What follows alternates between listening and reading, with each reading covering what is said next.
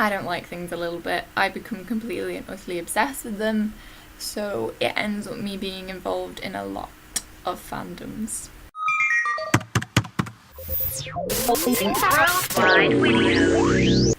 It's just how it happens. There are some that I'm involved in more casually, maybe like Sherlock, but I think that's just because we haven't had anything in over a year, and if I sit and think about it I get crazy.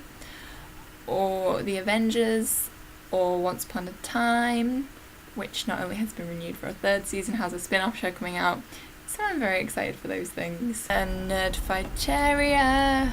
And then Harry Potter was absolutely my first love. It was my first fandom, and it will probably be the one that I stick with and I never wane from during my life, because it just was, you can't describe why you love Harry Potter so much, and you definitely can't do it in a 4-minute video.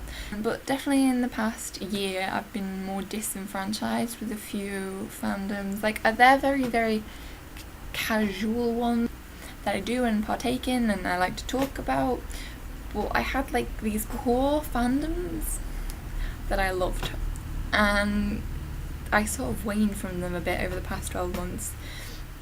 For example, there was Merlin, which ended in this Christmas Eve, previous Christmas Eve, and it was a great show, and then it ended, and I would have been fine with that. But it had probably one of the worst endings I've ever experienced in my life for anything. I hated it.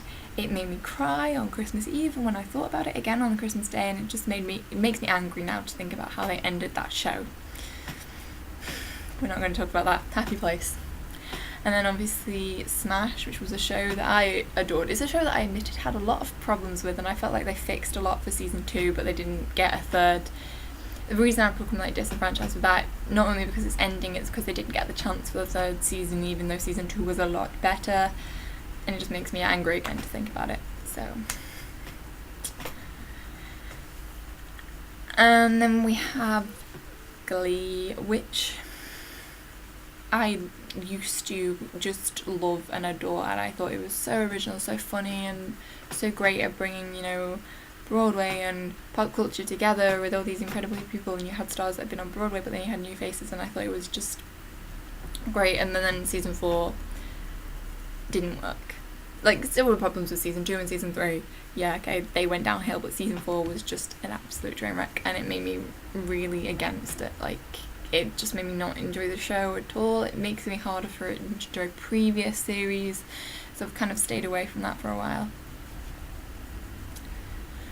And then Doctor Who, which, you know, ever since New Who started, I don't remember what year it was, but I've watched it from the very beginning, and I have loved every series, bar this one.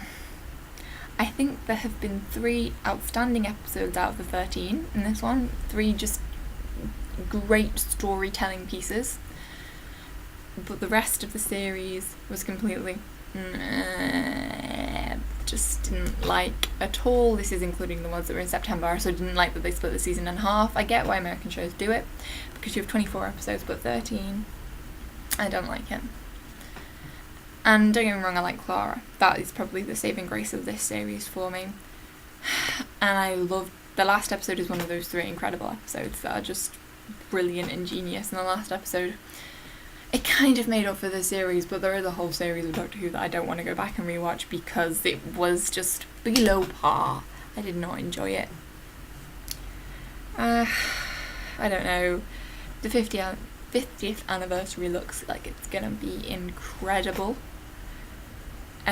With everything, because of that cliffhanger. That cliffhanger looks good. So that's the kind of thing that I hopefully am going to get back to when it restarts. And obviously Matt Smith is leaving, which isn't necessarily a good thing, but I think it's time, really. I think his regeneration has gone as far as it can do.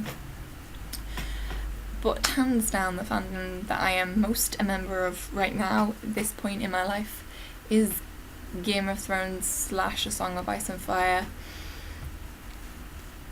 Books and TV show. I mean, you can even see my little map of Westeros over, I can't position my arms right, over here. Here it is, look at it. So pretty. I love it so so much. First off, the books are incredible. It's some of the best storytelling of the 21st and 20th century. I can't remember when the first one was published. And it is just one of the great fantasy series. It's just up there at the very, very top, along with like Lord of the Rings and everything. It is just outstanding storytelling. And then the show, it is the only show that has ever attempted to tackle a story of this length and a story of this magnitude and this depth with this many characters and this many storylines, and done it justice in its portrayal. And it is really original in that respect, but it also features beautiful casts, and it has some of the best moments on television. That's not an opinion, that is absolute fact, and it's just wrapped series 3, so I have to encourage everyone to go and watch it.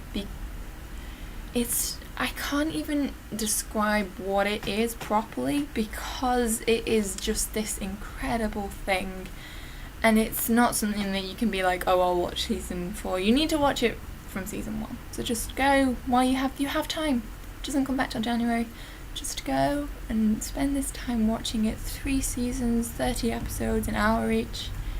Great, and it has some of the best twists ever telling. If you're going to watch it, just stay strong for the Red Wedding, because that was just so good. That was a lot of fandoms.